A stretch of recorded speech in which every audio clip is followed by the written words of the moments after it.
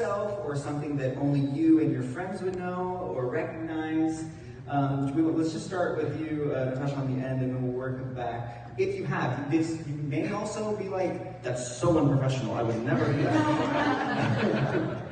Yeah, absolutely, especially working on Marvel projects. Every single Marvel project has Easter eggs. Yeah, I'm just not going to reveal what they are. That's very smart of you to do in an atmosphere that's being recorded right now. Joyce, what about you? Well, no. Because most of the projects I've worked on were period pieces. And if you saw an Easter egg on a period piece, then we would get in trouble. Twitter would have us by the necks. And yeah, so no, I have not done that because it wouldn't be right and we would be thrown through the wolves to get eaten by them. Twitter would timestamp it too and have like triple zoom in. Look, it's right here.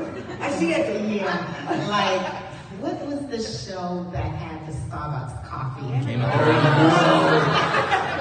You see what I mean? You remember how Twitter just went crazy over that? In seconds. Yeah, that was an Easter egg that shouldn't have been planted. I do my best to just make up something that you're not focusing on, that it's just part of the project as a whole, that I think I would get so distracted by planning an Easter egg I would probably forget to like do what I actually need to do. So no, I haven't had the opportunity yet, but now that I'm thinking about it. Speaking to what Tasha said down there, in our department we tend to have opportunities to throw in Easter eggs. For Flamin' Hot, we had a really diverse group. Most of the art department were Latinos, and we were able to kind of get old photos from their family and we would throw them into the Montanez house. So it was really nice when you're in his house and you're like, oh, that's my grandma, she's like on the wall. Yeah, we would mix that with Richard's photos. We had reprinted them and thrown them in, which was really nice. And we try to touch on that, especially if he has like a certain belt or certain watch he was wearing, props to be like, oh, I found this watch that was in this picture, and that was going on. So there's Easter eggs relatable to the actors that we get the opportunities to. Yeah. This not really, but I do sometimes. An actor will have a special piece that they love, either their grandmother's locket or a special color that they wore. I try to incorporate some of those things that only the actor knows and I know, and so it enhances the performance. But nothing so obvious that, like George says, it takes the audience out of the experience. Sure. I love that. That's so sweet. What's coming up with you? Or can you talk about anything that's coming up? Well, one I want to talk about, but I don't know if I should talk about it. That's very fair. You can also say like a spa day, because after all the work you guys have done, like a spa day sounds nice. Yeah.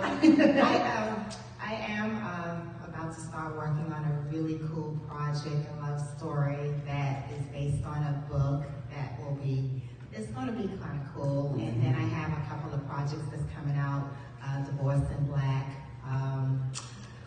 Black, White, and Blue, and the other project that I'm working on, it's going to be amazing, but I can't talk about it right now. I love the professional vagueness. That was you gave us exactly what we needed, but not too much.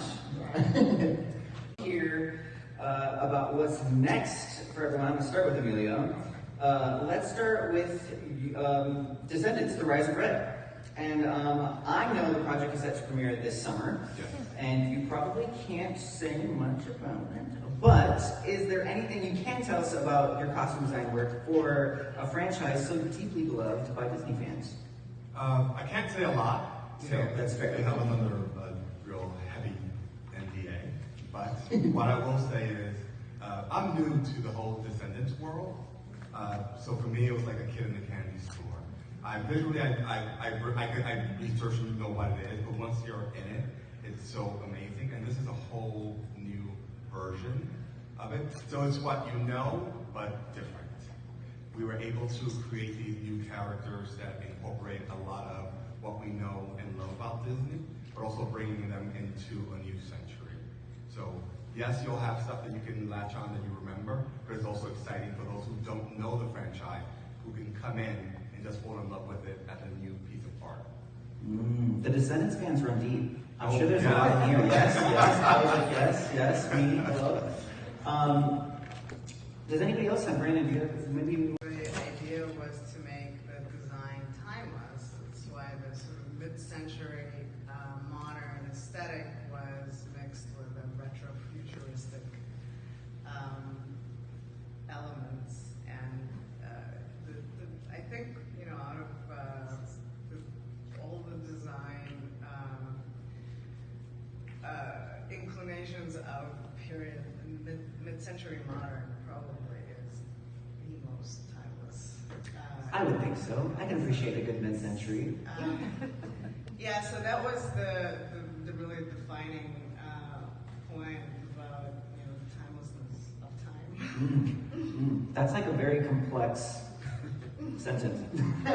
You can comprehend.